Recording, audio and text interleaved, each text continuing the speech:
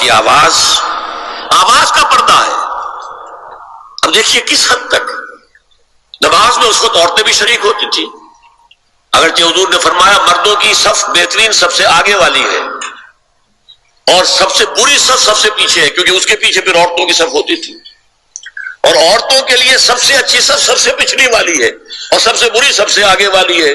سب سے آگے والوں کے سامنے پھر مرد ہوتے تھے، ان کی پشت ہوتی تھی۔ تو اسی طریقے سے اگر غلطی کی ہے تو مرد جو ہے کہے گا سبحان اللہ، امام سے غلطی ہو گئی ہے، مرد کیا کہے گا؟ سبحان اللہ۔ عورت کیا کرے گی؟ اپنے ایک ہاتھ کے پشت پر اپنا ہاتھ مارے گی، اپنی آواز نہیں نکالنی، آواز کا پردہ۔ چھونے کا پردہ یہاں تک ہے کہ حضور نے کبھی کسی عورت سے ہاتھ نہیں ملایا، اور آپ جب بیعت بھی لیتے تھے تو بس زبانی الفاظ کہلوائے اور کہا ٹھیک ہے بیعت ہو گئی، یا ایک کپڑا پکڑا، اس کا ایک سرا اپنے ہاتھ میں دوسرا سرا اس خاتون کے ہاتھ میں، یا ایک تشت کے اندر پانی بھرا، اس میں ایک طرف اس نے انگلیاں ڈال لی اور ایک طرف حضور کی انگلیاں۔ لیکن مسافر لا اسافر النساء، ایک دفعہ ہوا بھی کہ بعض خواتین نے جب بیعت کی ہے تو پھر انہوں نے ہاتھ آگے بڑھایا مسافر کے لیے، حضور نے فرمایا انی لا اسافر النساء، میں عورتوں سے مسافرہ نہیں کرتا۔ اسلام میں پردے کتنے ہوئے؟ پہلا پردہ 4 دیواری، گھروں میں رہو، یہ پہلا پردہ ہے۔ جیسے ڈیفنس لائنز ہوتی ہے نا فوج کی، یہ فرسٹ ڈیفنس لائن، سیکنڈ ہے، تھرڈ ہے، پہلی کو عبور کر کے کوئی آ جائے تو سیکنڈ ہے، سیکنڈ سے گزرے تو پہلا پردہ 4 دیواری، اس میں محرم آئے گا۔ اب دیکھیے اسی پر ہماری تہذیب استوار ہوئی، اسی پر ہمارا آرکیٹیکچر بنا، گھر ایسے بنے کہ مردانہ علیحدہ زنانہ علیحدہ، چھوٹا آدمی ہے تب بھی بیٹھک علیحدہ، بیٹھک باہر سے کھلے گی اور پھر ڈیوڑی سے ہو کر پھر گھر کے اندر جائیں گے، مرد آئیں گے تو یہاں بیٹھیں گے، اندر نہیں جائیں گے، اندر تو صرف وہی جائیں گے جو محرم ہے، ابدی محرم۔ دوسرا پردہ ستر، گھر کے اندر جو محرم آ گئے ہیں ان کے سامنے چہرہ تو کھلے گا، باقی جسم کا کوئی حصہ بھائی بہن کا نہیں دیکھ سکتا، اور باپ بیٹی کا نہیں دیکھ سکتا، بیٹا ماں کا نہیں دیکھ سکتا۔ یہ ستر، عورت پوری کی پوری عورت ہے، عورت کہتی ہے چھپانے کی چیز کو، عورات النساء، عورتوں کی چھپی ہوئی چیزیں جن پر ظاہر نہیں ہوئی، لم یظہروا علی عورات النساء، ابھی تک ہم نے لفظ پڑھایا بھی۔ تیسرا پردہ ہے چہرے کا پردہ، یہ ہے غیر محرموں سے، اور جب کہ گھر سے باہر نکلنا ہو اس کے لیے سورہ احزاب میں نے کہا تھا گھر سے باہر کا پردہ، چہرے کا پردہ وہ غیر محرموں سے ہے، اور گھر سے باہر نکلے گی تو غیر محرم سامنے آئیں گے۔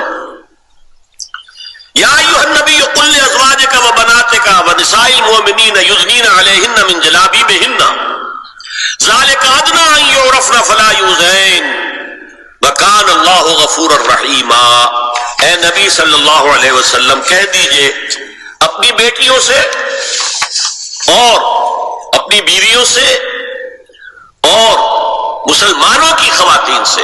اب دیکھیے یہ سورہ احزاب ہی میں ہو رہا ہے، شروع میں یا نساء نبی سے بات چلی، استیزان بھی صرف نبی کے گھر میں داخل نہ ہو اذن کے بغیر، آگے چل کر سورہ احزاب ہی میں عام بھی کر دیا، قل لازواجک وبناتک ونساء المؤمنین، کہہ دیجئے اپنی بیویوں سے، اپنی بیٹیوں سے اور اہل ایمان کی خواتین سے، یدنین علیہن من جلابیبہن، کہ وہ اپنے چہروں کے اوپر اپنی جلباب کو لٹکا لیا کریں،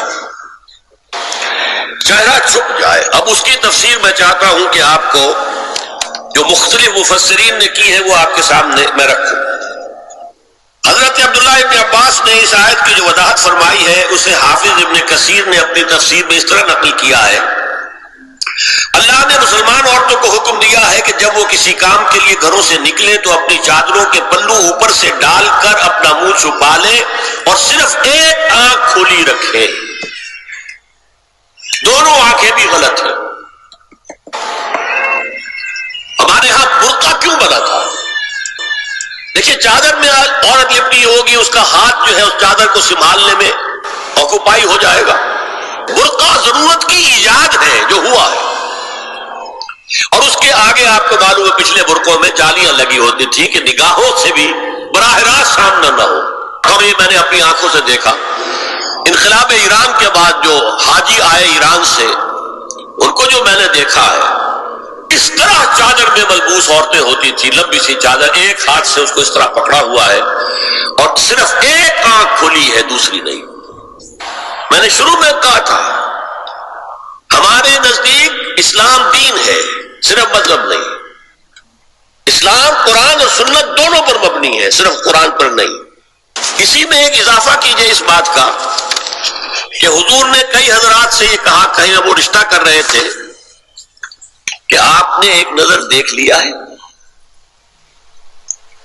اب اگر یہ ایک نظر دیکھنا اس کی اتنی اہمیت ہے تو اس کا کیا مطلب ہے؟ اگر تو صورتحال یہ ہوتی کہ ہر وقت چہرہ کھلا ہے، آ رہے جا رہے، تو ایک نظر دیکھنے کی کیا ضرورت ہے؟ وہ تو دیکھا دکھایا ہے، زمانہ آیا ہے بے حجابی کا، عام دیدار یار ہوگا، سکوت تھا پردہ دار جس کا، وہ راز اب آشکار ہوگا۔ تو ظاہر بات ہے وہ پردہ ہو گیا تھا، تبھی تو تھا کہ ایک نظر دیکھ لو۔ آپ نے پوچھا ایک صحابی سے کہ رشتہ کہاں کیا؟ وہاں کیا ہے، تم نے ایک نظر دیکھ لیا ہے؟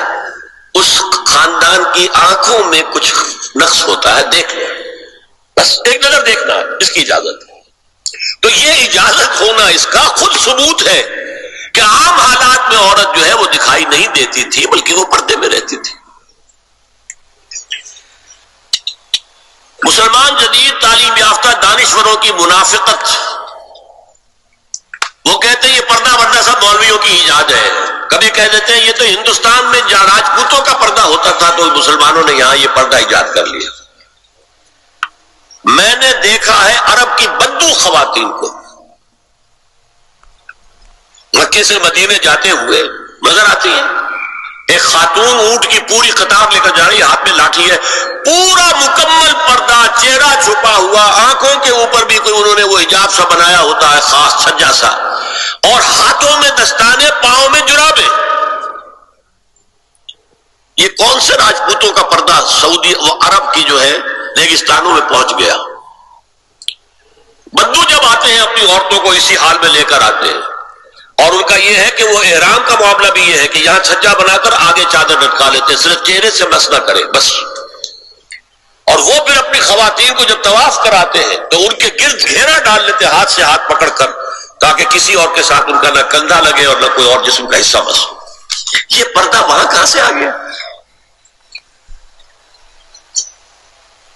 سر سید کا واقعہ تو میں آپ کو بتا چکا ہوں، اب ذرا علامہ اقبال، میں منافقت اس لیے کہہ رہا ہوں کہ ایک طرف ہمارا جدید دانشور طبقہ، مولوی ملاٹے دیوبندی ہوں، فلاں ہوں، یہ ہوں وہ ہوں، یہ دقیانوسی ہے، اصل میں تو سر سید احمد خان، اور پھر علامہ اقبال۔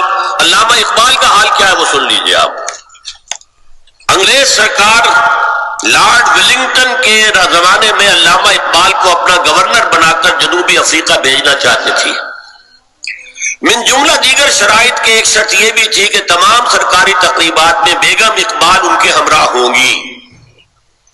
علامہ اقبال نے یہ کہہ کر اس پیشکش کو ٹھکرا دیا، بے شک میں گناہگار مسلمان ہوں اور اعمال کے اعتبار سے مجھ سے بہت سی کوتاہیاں سرزد ہوتی ہیں، تاہم میں اتنا بے غیرت نہیں ہوں کہ محض ایک سرکاری عہدے کی خاطر اپنی بیوی کو بے پردہ کر دوں۔